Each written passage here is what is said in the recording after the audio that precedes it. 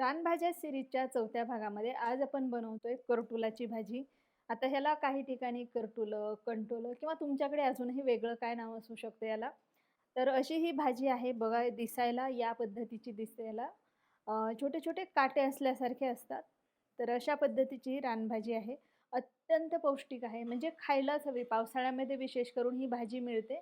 बऱ्याचशा रानभाज्या पावसाळ्यामध्येच मिळतात, तर त्या खायलाच हव्यात.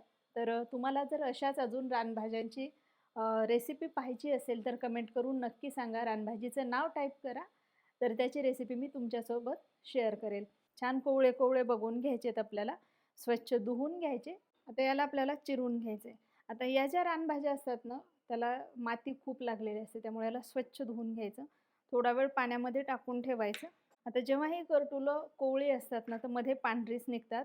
पण जास्त परिपक्व झालेली जर असतील ना, तर त्यातलं जे बी असतं ते थोडंसं लालसर रंगाचं दिसतं.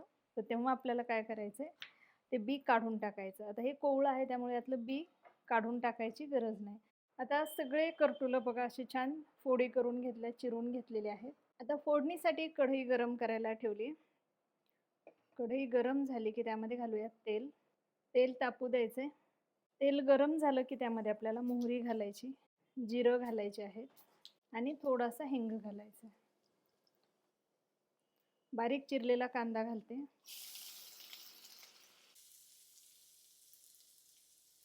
आता कांदा असा थोडासा सॉफ्ट झाला की यामध्ये आपल्याला लसूण आणि खोबरं मी बारीक करून घेतलं मिक्सरमधून, ते घालते.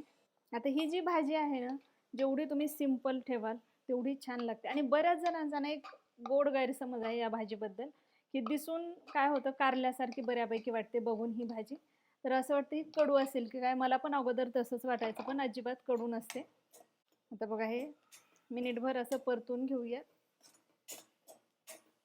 थोडंसं परतलं गेलं की यामध्ये आपल्याला मसाले घालायचे आहेत. आता मसाल्यामध्ये थोडी हळद घालते, लाल मिरची पावडर घालते आणि मिक्स करून घेते. आता बरेच जण या भाजीमध्ये तिळाचं कूटसुद्धा वापरतात. प्रत्येकाची वेगळी पद्धत असते बनवण्याची. हे थोडंसं परतलं गेलं, मिक्स झालं की यामध्ये बारीक चिरलेला टोमॅटो घालायचा आहे आणि टोमॅटो छान आपल्याला मऊ होईपर्यंत परतून घ्यायचा आहे.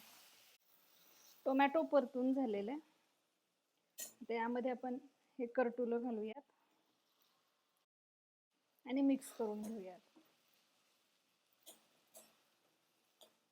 यामध्ये मी मीठ घालते आणि ना यामध्ये फक्त मसाला खाली लागू नये म्हणून थोडंसं पाणी घालते.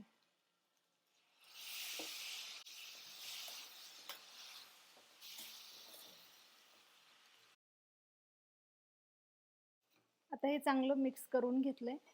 आणखी चमचाभर पाणी घालते यामध्ये. पाणी घालायचंय आणि पटकन यावर आपल्याला झाकण ठेवायचंय आणि आता याला एक चांगली वाफ काढून घ्यायची. जवळपास 5 ते 7 मिनिटं झालेली आहेत. आणि हे मी ना अधूनमधून हलवलं देखील होतं, नाहीतर काय होतं, बऱ्याचदा मसाला सगळा कढईला खाली लागतो. त्यामुळे अधूनमधून हलवत कमी फ्लेमवरती याला चांगलं आपल्याला शिजवून घ्यायचं आहे. आता हे बघा चांगलं मऊ झालेलं आहे. जेव्हा असं व्यवस्थित शिजेल ना, तेव्हा आपल्याला यामध्ये बाकीचे मसाले घालायचे. यामध्ये मी घालते थोडी धनेपूड,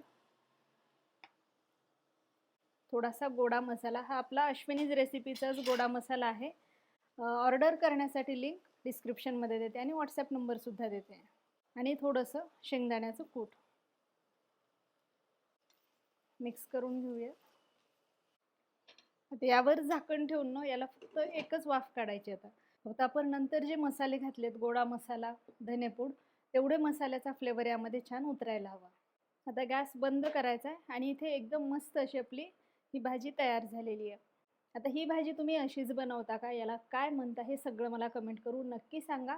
आणि मी मगाशी म्हटलं तुम्हाला गोडा मसाल्याची लिंक देते, तर लिंक नसून व्हॉट्सॲप नंबर तुम्हाला डिस्क्रिप्शनमध्ये देते. जर तुम्हाला आजचा व्हिडिओ आवडला असेल तर नक्की लाईक, शेअर आणि चॅनलला सबस्क्राईब करायला विसरू नका. आणि सगळ्यात महत्त्वाचं, हा व्हिडिओ तुमच्या मित्रमैत्रिणींना सुद्धा नक्की शेअर करा.